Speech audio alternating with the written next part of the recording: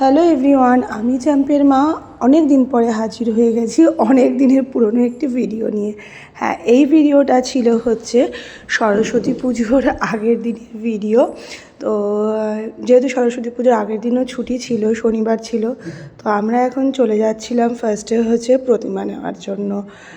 আর video দিতে অনেকটা late হচ্ছে কারণ আমি এই কদিন প্রচুর ব্যস্ত আছি, তার সাথে ছেলেরও শরীর ঠিক নেই, আমারও নেই।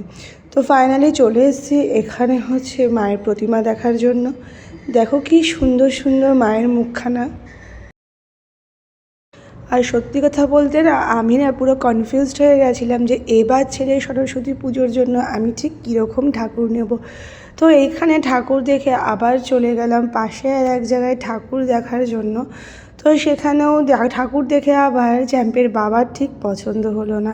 তো শেষ অবধি আমরা এই মায়ের প্রতিমাটি নিচ্ছি। তো এখানে দেখতেই পাচ্ছ মায়ের কিছু সাজগোজ কমপ্লিট করে দিচ্ছে, যেমন নথ পরিয়ে দিচ্ছে। আর দেখো এবারে আমার ছেলে সরস্বতী ঠাকুরটা কত সুন্দর হয়েছে, মায়া ভরা পুরো মুখ।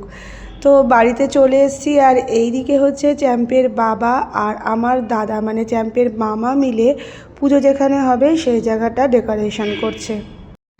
তো চ্যাম্পের বাবা হচ্ছে পুরো প্ল্যানটা করেছে কিভাবে কি সাজাবে, আর তার সাথে অ্যাসিস্ট করছিল চ্যাম্পের মামা।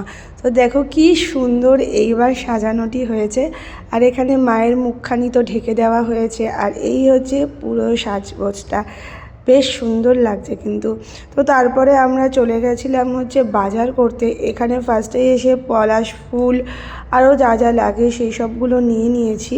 তারপরে যাচ্ছিলাম সবজি বাজারে। যেতে যেতে আমাদের সিদ্ধেশ্বরী মায়েরকে দর্শন করে প্রণাম করে আবার চলে যাচ্ছিলাম সবজি বাজারের দিকে।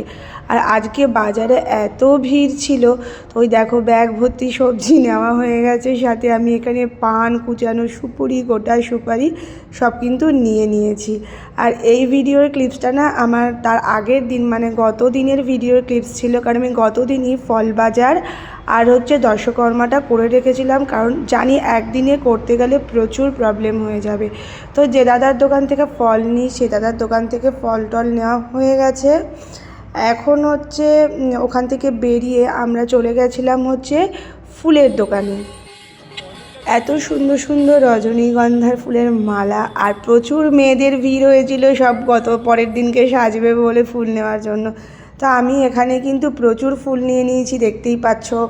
আর আমার জন্য ছিল একটা গোলাপ। তো বাড়িতে এসে আমি এখানে হোমের জন্য যে বেলপাতা সেই বেলপাতা বেছে রেখে দিয়েছি। আর আমাকে যে গোলাপ ফুলটা দিয়েছিল সেই গোলাপ ফুলটার অবস্থা দেখো ছেলে কী করছে।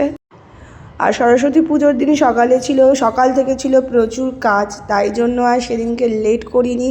ছেলেকে জলদি হচ্ছে খাইয়ে দিয়েছিলাম, আর হচ্ছে ওকে দেখতেই পাচ্ছ ডিনার করাচ্ছি। তো ভিডিওটা আমি এখানেই শেষ করছি, টাটা।